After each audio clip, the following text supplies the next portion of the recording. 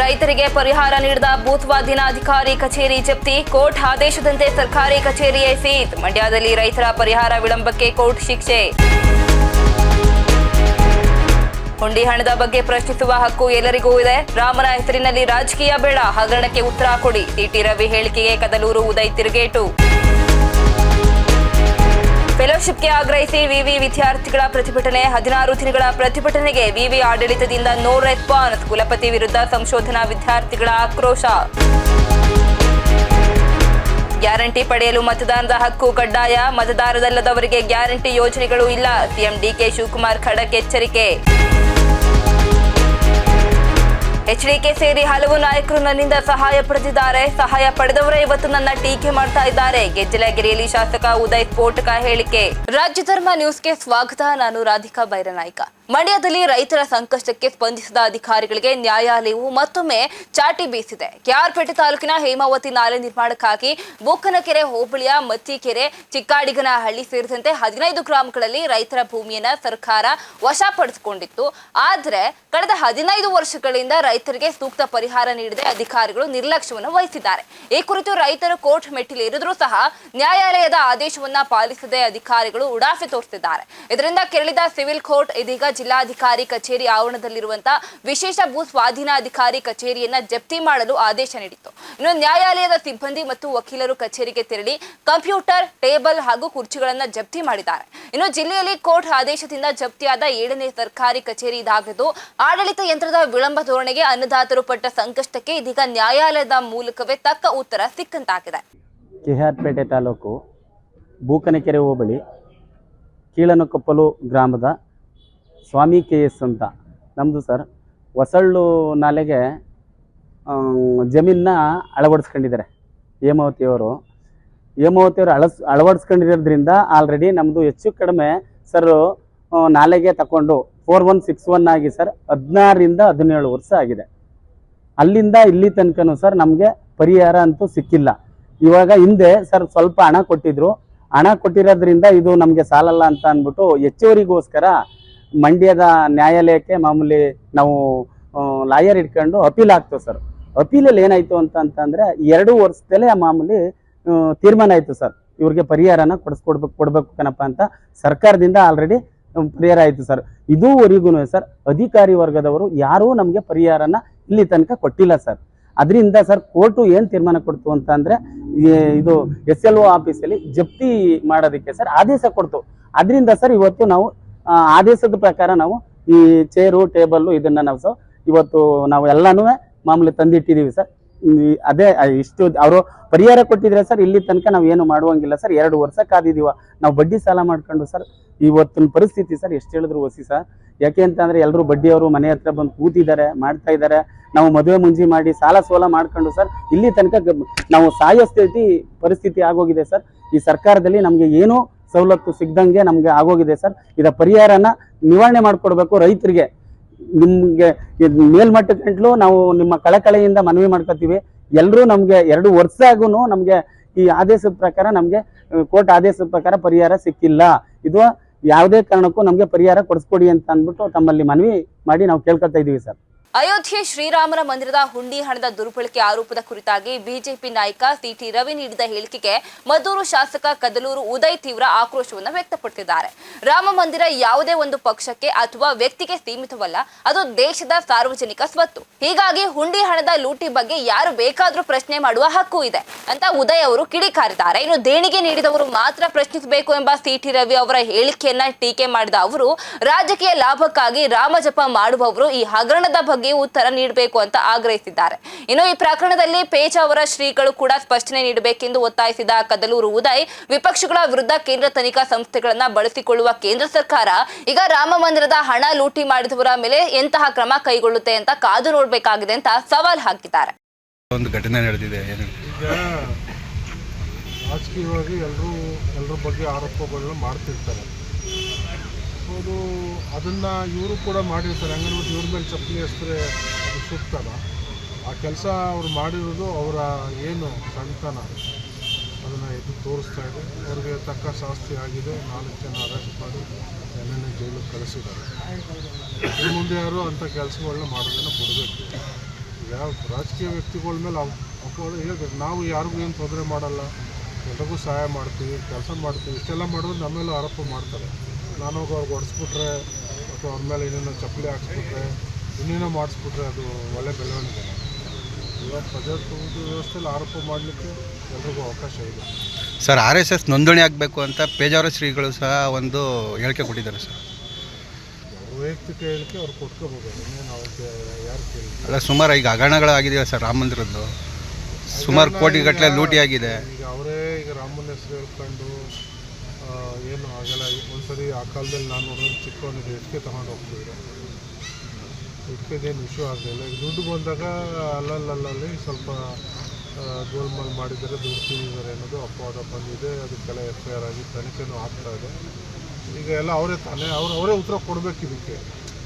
ಯಾರು ಹೈಲೈಟ್ ಮಾಡ್ಕೊಂಡು ಹಿಂದುತ್ವ ರಾಮ ಅಂತ ಜಪ ಮಾಡ್ಕೊಂಡು ಹೇಳ್ತೀವಿ, ಅವರೇ ಈಗ ಉತ್ತರ ಕೊಡಬೇಕು. ಅವರೇ ಅವರ ವ್ಯವಸ್ಥೆನ ಸರಿಗೆ ಇಟ್ಕೊಳ್ಳೋಕ್ಕಾಗಿಲ್ಲ. ಬೇರೆಯವ್ರ ಮೇಲೆ ಬೇರೆ ಬೇರೆ ಇಲಾಖೆಗಳನ್ನ ಬಿಟ್ಟು ಬೇರೆ ಬೇರೆ ಸಂಸ್ಥೆಗಳನ್ನ ಬಿಟ್ಟು ರೈಡ್ ಮಾಡಿಸುವಂಥದ್ದು, ಕೇಸ್ಗಳು ಮಾಡಿಸುವಂಥದ್ದು ಮಾಡ್ತಿದ್ದಾರೆ. ಫಸ್ಟ್ ಅವ್ರಿಗೇನು ಶಿಕ್ಷೆ ಕೊಡ್ತಾರೆ ಕೊಡಲಿ ನೋಡೋಣ. ಸರ್, ರಾಮ ಮಂದಿರಕ್ಕೆ ದೇಣಿಗೆ ಕೊಟ್ಟವ್ರು ಮಾತ್ರ ಪ್ರಶ್ನೆ ಮಾಡಬೇಕು ಅಂತ CT ರವಿ ಅವರು ಹೇಳಿದ್ದಾರೆ ಸರ್. ನೋಡ್ರಿ, ಸಾರ್ವಜನಿಕ ಸ್ವತ್ತು ಯಾರು ಬೇಕಾದ್ರೂ ಪ್ರಶ್ನೆ ಮಾಡ್ತಾರೆ. ಇವ್ರ ಪಾರ್ಟಿಗೆ ಸಂಬಂಧಪಟ್ಟಂಗೆ ಏನಾದ್ರು ಇದ್ದರೆ ಪ್ರಶ್ನೆ ಮಾಡಲಿ, ಬೇರೆ ವಿಚಾರ ಯಾಕೆ ಪ್ರಶ್ನೆ ಮಾಡ್ತಾರೆ? ಇವರು ಬೇರೆ ಬೇರೆ ರಾಜಕೀಯಕ್ಕೆ ಬೇಕಾದಾಗ ಹೆಂಗೆ ಬೇಕಂಗೆ ಮಾತಾಡ್ತಾರಲ್ವ. ಇದು ಸಾರ್ವಜನಿಕ ಸ್ವತ್ತು. ರಾಮ ಅಂದರೆ ಏನು ಯಾವುದೇ ಒಂದು ಪಕ್ಷಕ್ಕೆ ಯಾರಿಗೋ ಸೀಮಿತ ಆಗಿಲ್ಲ. ಈ ದೇಶಕ್ಕೆ ಸಂಬಂಧಪಟ್ಟಂಥ ರಾಮ ಯಾರು ಬೇಕಾದ್ರೂ ಕ್ವಶನ್ ಮಾಡ್ತಾರೆ. ಮೈಸೂರು ವಿವಿಯ ಕುಲಪತಿಗಳ ವಿರುದ್ಧ ಫೆಲೋಶಿಪ್ ವಿಚಾರವಾಗಿ ಸಂಶೋಧನಾ ವಿದ್ಯಾರ್ಥಿಗಳು ಆಕ್ರೋಶವನ್ನು ವ್ಯಕ್ತಪಡಿಸಿದ್ದಾರೆ. ನಗರದ ಟೌನ್ ಹಾಲ್ ಬಳಿ ಇರುವ ಡಾಕ್ಟರ್ BR ಅಂಬೇಡ್ಕರ್ ಅವರ ಪ್ರತಿಮೆಗೆ ಮಾಲಾರ್ಪಣೆ ಮಾಡಿದ ನಂತರ 200ಕ್ಕೂ ಹೆಚ್ಚು ವಿದ್ಯಾರ್ಥಿಗಳು ಮತ್ತು ವಿವಿಧ ಸಂಘಟನೆಗಳು ಬೃಹತ್ ರ್ಯಾಲಿಯ ಮೂಲಕ ಮೈಸೂರಿನ ವಿವಿಯವರೆಗೆ ಪ್ರತಿಭಟನಾ ಮೆರವಣಿಗೆಯನ್ನು ನಡೆಸಿದ್ದಾರೆ. ವಿವಿಯ ಆರ್ಥಿಕ ಸ್ಥಿತಿ ಹದಗೆಟ್ಟಿದೆ ಅಂತ ನೆಪ ಒಡ್ಡಿ SC/ST ಸಮುದಾಯದ ವಿದ್ಯಾರ್ಥಿಗಳಿಗೆ ಫೆಲೋಶಿಪ್ ನೀಡ್ತಾ ಇಲ್ಲ ಅಂತ ವಿದ್ಯಾರ್ಥಿಗಳು ಆರೋಪ ಮಾಡಿದ್ದಾರೆ. ಕಳೆದ 16 ತಿಂಗಳಿಂದ ನಿರಂತರವಾಗಿ ಪ್ರತಿಭಟನೆ ನಡೀತಾ ಇದ್ರೂ ಸಹ ಕುಲಪತಿಗಳು ತಮ್ಮ ಅಳಲನ್ನ ಆಲಿಸ್ತಾ ಇಲ್ಲ ಅಂತ ಅವರು ಅಸಮಾಧಾನವನ್ನ ವ್ಯಕ್ತಪಡಿಸಿದ್ದಾರೆ. ಇನ್ನು ರಾಜ್ಯದ ಇತರೆ ವಿವಿಗಳಿಗೆ ಫೆಲೋಶಿಪ್ ಲಭ್ಯವಿದ್ರೂ ಸಹ ಮೈಸೂರು ವಿವಿಯಲ್ಲಿ ಮಾತ್ರ ತಾರತಮ್ಯ ಎಸಗಲಾಗ್ತಾ ಇದೆ. ಸರ್ಕಾರ, ಸಮಾಜ ಕಲ್ಯಾಣ ಇಲಾಖೆ ಮತ್ತು ಕುಲಪತಿಗಳ ನಿರ್ಲಕ್ಷ್ಯದ ವಿರುದ್ಧ ಘೋಷಣೆಗಳನ್ನ ಕೂಗಿದ ವಿದ್ಯಾರ್ಥಿಗಳು, ಜನಪ್ರತಿನಿಧಿಗಳು ಕೂಡ ತಮ್ಮ ಪರವಾಗಿ ಇಲ್ಲ ಅಂತ ಕಿಡಿಕಾರಿದ್ದಾರೆ. ಕರ್ನಾಟಕದ ಗ್ಯಾರಂಟಿ ಯೋಜನೆಗಳ ಪಡೆಯುವ ಅರ್ಹತೆ ಕುರಿತು ಮುಖ್ಯಮಂತ್ರಿ DK ಶಿವಕುಮಾರ್ ಅವರು ಮಹತ್ವದ ಹೇಳಿಕೆ ನೀಡಿದ್ದಾರೆ. ಮತದಾರರಲ್ಲದವರಿಗೆ ಸೌಲಭ್ಯಗಳನ್ನು ಏಕೆ ನೀಡಬೇಕು ಅಂತ ಪ್ರಶ್ನೆ ಮಾಡಿರುವ CM DK ಶಿವಕುಮಾರ್, ಬಿಹಾರ ಮತ್ತು ಪಶ್ಚಿಮ ಬಂಗಾಳದ ಮಾದರಿಯಲ್ಲಿ ರಾಜ್ಯದಲ್ಲಿಯೂ ಕೂಡ ಗ್ಯಾರಂಟಿಗಳನ್ನ ಮತದಾರರಿಗೆ ಮಾತ್ರ ಸೀಮಿತಗೊಳಿಸುವ ಸುಳಿವನ್ನ ನೀಡಿದ್ದಾರೆ. ಈ ಬಗ್ಗೆ ಕಠಿಣ ಎಚ್ಚರಿಕೆ ನೀಡಿರುವಂತಹ ಅವರು, ರಾಜ್ಯದಲ್ಲಿ ವಾಸವಿರುವವರು ಕಡ್ಡಾಯವಾಗಿ ಮತದಾರರ ಪಟ್ಟಿಯಲ್ಲಿ ನೋಂದಾಯಿಸಿಕೊಳ್ಳಬೇಕು. ಒಂದು ವೇಳೆ ಅರ್ಜಿ ಸಲ್ಲಿಸದೆ ಮತದಾನದ ಹಕ್ಕನ್ನ ಕಳೆದುಕೊಂಡ್ರೆ ಭವಿಷ್ಯದಲ್ಲಿ ಗೃಹಲಕ್ಷ್ಮಿ, ಗೃಹಜ್ಯೋತಿ ಸೇರಿದಂತೆ ಯಾವುದೇ ಗ್ಯಾರಂಟಿ ಯೋಜನೆಗಳು ಹಾಗೂ ಪಿಂಚಣಿ ಸೌಲಭ್ಯಗಳನ್ನ ಪಡೆಯಲು ಸಾಧ್ಯವಿಲ್ಲ ಅಂತ ಸ್ಪಷ್ಟಪಡಿಸಿದ್ದಾರೆ. ಮಧೂರಿನ ಗೆದ್ದಲಗಿರಿಯಲ್ಲಿ ಶಾಸಕ ಕದಲೂರು ಉದಯ್ ಅವರು ನೀಡಿರುವ ಹೇಳಿಕೆ ಇದೀಗ ರಾಜಕೀಯ ವಲಯದಲ್ಲಿ ತೀವ್ರ ಸಂಚಲನ ಮೂಡಿಸಿದೆ. ಗ್ರಾಮಸ್ಥರ ಪ್ರತಿಭಟನಾ ಸಭೆಯಲ್ಲಿ ಭಾಗವಹಿಸಿ ಮಾತನಾಡಿದ ಅವರು, ಕೇಂದ್ರ ಸಚಿವ HD ಕುಮಾರಸ್ವಾಮಿ ಅವರ ವಿರುದ್ಧವೇ ಸ್ಫೋಟಕ ಆರೋಪವೊಂದನ್ನು ಮಾಡಿದ್ದಾರೆ. ನಾನು ಉದ್ಯಮಿಯಾಗಿದ್ದಾಗ ಸಂದರ್ಭದಲ್ಲಿ ಕುಮಾರಸ್ವಾಮಿ ಅವರು ಸೇರಿದಂತೆ ವಿರೋಧ ಪಕ್ಷದ ಹಲವು ನಾಯಕರು ನನ್ನಿಂದ ಸಹಾಯವನ್ನ ಪಡೆದಿದ್ದಾರೆ. ಈ ವಿಷಯವನ್ನ ನಾನು ಬಹಿರಂಗವಾಗಿ ಹೇಳಬಲ್ಲೆ ಅಂತ ಶಾಸಕರು ಸವಾಲ್ ಹಾಕಿದ್ದಾರೆ. ಅವತ್ತು ಸಹಾಯ ಪಡೆದವರೇ ಇವತ್ತು ನನ್ನ ವಿರುದ್ಧ ಟೀಕೆ ಮಾಡ್ತಾ ಇರೋದು ತೀವ್ರ ನೋವುಂಟು ಮಾಡಿದೆ ಅಂತ ಅವರು ತಮ್ಮ ಅಳಲನ್ನ ತೋಡ್ಕೊಂಡಿದ್ದಾರೆ. ಇನ್ನು ರಾಜಕೀಯವಾಗಿ ತಮ್ಮನ್ನ ಗುರಿ ಮಾಡ್ತಾ ಇರುವವರ ವಿರುದ್ಧ ಆಕ್ರೋಶ ಹೊರ ಹಾಕಿರುವ ಕದಲೂರು ಉದಯ್, ಕೃತಜ್ಞತೆ ಇಲ್ಲದೆ ವರ್ತನೆ ಮಾಡ್ತಾ ಇರೋದಕ್ಕೆ ಬೇಸರವನ್ನ ವ್ಯಕ್ತಪಡಿಸಿದ್ದಾರೆ. ಯಾರು ಬಂದು ನಿಮ್ಗೆ ಪ್ರಚೋದಿಸಿದ್ರು ನನ್ನ ಹತ್ರ ಸಹಾಯ ತಗದಿರೋದೇ ಇಲ್ಲೇ ಇಲ್ಲ. ಬೇಕಾದ್ರೆ ಬಹಿರಂಗವಾಗಿ ನಿಮ್ ಮುಂದೆ ಬಂದ್ಬಿಡ್ಲಿ, ಯಾರು ಬೇಕಾದ್ರೂ ಚರ್ಚೆ ಮಾಡ್ಲಿ, ಇನ್ಕ್ಲೂಡಿಂಗ್ ಕುಮಾರಸ್ವಾಮಿ. ಇದು ಬಹಳಷ್ಟು ಜನರಿಗೆ ಕೆಲವು ವಿಚಾರಗಳು ಗೊತ್ತಿಲ್ಲ. ಏನೋ ತಾತ್ಕಾಲಿಕ ಬರ್ತಾರೆ, ಅವ್ರೇನೋ ರಾಜಕೀಯ ಉದ್ದೇಶ ಇಟ್ಕೊಂಡು ಭಾಷಣ ಮಾಡಿ ಹೋಗ್ಬಿಡ್ತಾರೆ. ಅಲ್ಲಿಗೆ ಅದು ಅಷ್ಟಕ್ಕೆ ಸೀಮಿತ. ಅದು ಬಿಟ್ರೆ ಮುಂದೆ ಇನ್ನೇನು ಆಗಲ್ಲ. ಬಹಳಷ್ಟು ಜನ ಏನೇನೋ ಮಾತಾಡಿದ್ರೆ ನಿಜಕ್ಕೂ ನಾನು ಖಂಡಿಸ್ತೀನಿ. ಯಾಕೆಂದ್ರೆ ನಿರಂತರವಾಗಿ ನೀವು ಹೋರಾಟ ಮಾಡಿದ್ದೀರಿ. ನಿಮ್ಮ ಒಂದು ಹೋರಾಟಕ್ಕೆ ಒಂದು ಸಲ್ಯೂಟ್ ಇರ್ತದೆ ಯಾವಾಗಲೂ. ನಾನು ಯಾವತ್ತೂ ಹಿಂದೆನೆ ಬರ್ತಿದ್ದೆ. ಅದೇನಾಗ್ಬಿಡ್ತು ಕ್ರಮೇಣ ಮೊದಲೆಲ್ಲ ನನ್ನ ವಿರುದ್ಧವಾಗಿ ಮಾತಾಡೋದು, ನನ್ನನ್ನು ಏನೋ ಬೇರೆ ಥರ ಬಿಂಬಿಸಕ್ಕೆ ಶುರು ಮಾಡಿದ್ರು. ನನಗೆ ನಿಜವಾಗ್ಲೂ ಮನಸ್ಸಿಗೆ ಬೇಜಾರಾಯಿತು. ಹಾಗಾಗಿ ನಾನು ಬರೋಕ್ಕೆ ಹೋಗಿಲ್ಲ. ಈಗ ನನ್ನನ್ನು ಆ ಥರ ನೀವು ಬೇರೆ ಥರ ಬಿಂಬಿಸ್ತಾ ಇರೋದ್ರಿಂದ ನಾನು ಯಾಕೆ ಅಲ್ಲಿ ಬಂದು ಮಾತಾಡಿ ಏನು ಬೆಲೆ ಇರ್ತದೆ? ಸೊ ಬೇಡ ಬಿಡಿ, ಅವ್ರು ನನಗೆ ನಾನು ವಿರುದ್ಧವಾಗಿ ಮಾತಾಡ್ಕೊಂಡೇ ಹೋಗಲಿ ಅಂತ ನಾನು ಸುಮ್ಮನೆ ಆಗ್ಬಿಟ್ಟಿದ್ದೆ. ಗುಂಡ್ಲುಪೇಟೆ ತಾಲೂಕಿನ ಬಂಡೀಪುರ ಹುಲಿ ಸಂರಕ್ಷಿತ ಪ್ರದೇಶದಲ್ಲಿ ಸಫಾರಿಗೆ ತೆರಳಿದ್ದ ಪ್ರವಾಸಿಗರಿಗೆ ಹುಲಿಯೊಂದು ಅಪರೂಪದ ದರ್ಶನ ನೀಡಿದೆ.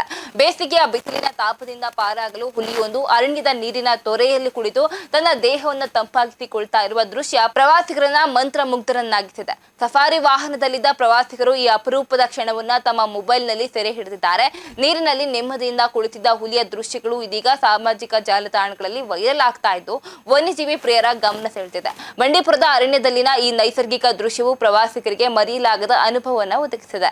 ಕರ್ನಾಟಕ ರಾಜ್ಯ ರೈತ ಸಂಘ ಹಾಗೂ ಹಸಿರು ಸೇನೆಯ ಬಡಗಲಾಪುರ ನಾಗೇಂದ್ರ ಬಣದಿಂದ ಪ್ರಮುಖ ಮುಖಂಡರು ಹೊರಬಂದಿದ್ದು ಹೊಸ ರೈತ ಸಂಘಟನೆಗೆ ಚಾಲನೆ ನೀಡಿದ್ದಾರೆ. ಪಟ್ಟಣದ ಪ್ರವಾಸಿ ಮಂದಿರದಲ್ಲಿ ನಡೆದ ಸುದ್ದಿಗೋಷ್ಠಿಯಲ್ಲಿ ಈ ನಿರ್ಧಾರ ಪ್ರಕಟಣೆ ಮಾಡಲಾಗಿದೆ. ಇದು ಕಳೆದ 15 ವರ್ಷಗಳಿಂದ ಸಂಘಟನೆಯಲ್ಲಿದ್ದ ಬೊಮ್ಮನಹಳ್ಳಿ ಲೋಕೇಶ್ ಸೇರಿದಂತೆ ಹಲವು ಮುಖಂಡರು ಬಣ ರಾಜಕೀಯ ಮತ್ತು ಭಿನ್ನ ಅಭಿಪ್ರಾಯಗಳಿಂದ ಹೋರಾಟ ದುರ್ಬಲವಾಗ್ತಾ ಇದೆ ಅಂತ ಅಸಮಾಧಾನವನ್ನು ವ್ಯಕ್ತಪಡಿಸಿದ್ದಾರೆ. ಇನ್ನು 25 ಗ್ರಾಮ ಘಟಕಗಳೊಂದಿಗೆ ಸಂಘಟನೆಯಿಂದ ಹೊರಬಂದಿದ್ದು ದಿಲೀಪ್ ಅವರ ನೇತೃತ್ವದಲ್ಲಿ ಹೊಸ ಸಂಘಟನೆ ಕಟ್ಟಲಾಗುವುದು ಅಂತ ಘೋಷಣೆ ಕೂಡ ಮಾಡಿದ್ದಾರೆ.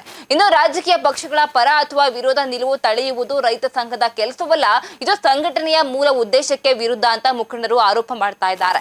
ಏನು ಪ್ರೊಫೆಸರ್ ನಂಜುಂಡಸ್ವಾಮಿ ಅವರ ರೈತ ಪರ ಸಿದ್ಧಾಂತಗಳನ್ನ ಮುಂದುವರಿಸುವ ಮತ್ತು ಸರ್ಕಾರದ ರೈತ ವಿರೋಧಿ ನೀತಿಗಳ ವಿರುದ್ಧ ಬಲಿಷ್ಠ ಹೋರಾಟ ನಡೆಸುವ ಗುರಿಯನ್ನ ಹೊಸ ಸಂಘಟನೆ ಹೊಂದಿದೆ ಅಂತ ಕೂಡ ತಿಳಿಸಿದ್ದಾರೆ. ಇನ್ನು ಗುಂಡ್ಲುಪೇಟೆ ಸೇರಿದಂತೆ 4 ತಾಲೂಕುಗಳ ಮುಖಂಡರು ಈ ನಿರ್ಧಾರಕ್ಕೆ ಬೆಂಬಲ ಸೂಚಿಸಿದ್ದಾರೆ. ಎಲ್ಲ ಪದಾಧಿಕಾರಿಗಳು ಮೊದಲನೇ ಒಂದೇ ಮೊದಲನೇ ಕರ್ನಾಟಕ ರಾಜ್ಯ ಸಂಘ ನಾವು ಈ ರೈತ ಸಂಘದಿಂದ ರೈತರ ಪರವಾಗಿ ಘೋಷಣೆಗೆ ಒಳಗಾದಂಥ ರೈತರು ಸರ್ಕಾರದ ಈ ನಿಲುವುಗಳನ್ನ ಖಂಡಿಸ್ತಾ ರೈತರ ಪರವಾಗಿ ಕೊಟ್ಟು ಒಟ್ಟಾರೆ ಪ್ರೊಫೆಸರ್ ಮತ್ತು ಪ್ರೊಫೆಸರ್ ನಂಜುಂಡಸ್ವಾಮಿ, ರುದ್ರಪ್ಪ, ಸುಂದರೇಶ್ ಇವರೆಲ್ಲ ರಕ್ತದ ಬಲಿದಾನಗಳಿಂದ ನಮಗೆ ಪ್ರೊಫೆಸರ್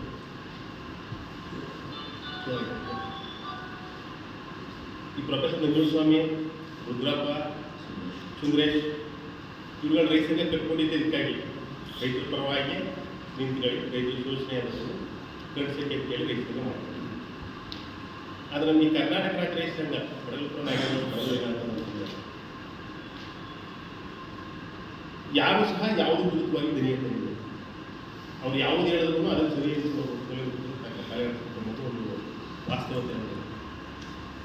ಗುಂಡ್ಲುಪೇಟೆಯಲ್ಲಿ ಪ್ರೊಫೆಸರ್ ಜಯಂತಿ ಜಯಂತಿ ಅವತ್ತಿನ ರಕ್ತದಾನ ಶಿಬಿರ ಮತ್ತು ಜಾಥಾ ಹಾಗೂ ಎಲ್ಲ ಸಂಘಟನೆಗಳು ಸೇರಿ ಅವತ್ತು ಪ್ರೊಫೆಸರ್ ಜಯಂತಿ ಮಾಡಬೇಕು ಅಂತ ಹೇಳಿ ತೀರ್ಮಾನ ಆಯಿತು. ಪ್ರೊಫೆಸರ್ ಜಯಂತಿ ಅದೇ ರೀತಿ ತಾಲೂಕು ಕಚೇರಿ ಮುಂಭಾಗ ಎಲ್ಲ ಸಂಘಟನೆಗಳು ಸೇರಿ ಎಲ್ಲ ರಾಜಕೀಯ ಮುಖಂಡಗಳು ಬಂದಿದ್ದು ಅವತ್ತು ಆದಿ ಮಾಜಿ ಮತ್ತು JDS 3 ಜನರು ಪುಷ್ಪಾರ್ಚನೆ ಮಾಡಿ ಪ್ರೊಫೆಸರ್ ಗೌರವ ಸಲ್ಲಿಸಿ ನಾವೆಲ್ಲ ರೈತರ ಪರವಾಗಿದ್ದೀವಿ ಅಂತ. ರೈತ ಚಿಂತನೆ ಅಂತಂದರೆ ಕೇವಲ ರೈತರೇ ಅಲ್ಲ, ಎಲ್ಲರೂ ಸೇರಿಸಿ ಎಲ್ಲ ಸಂಘಟನೆ ರೈತರ ಪರವಾಗಿದ್ದೀವಿ ಅಂತೇಳಿ ಪ್ರೊಫೆಸರ್ ಜಯಂತಿ ಅದನ್ನು ನಮ್ಮ ಈ ಕರ್ನಾಟಕ ರಾಜ್ಯ ಸಂಘದ ವಿರೋಧಿಸಿ ನೀವು ಯಾವುದೇ ಸಂಘಟನೆಯನ್ನು ಅರ್ಥ ಮಾಡಬಾರದು,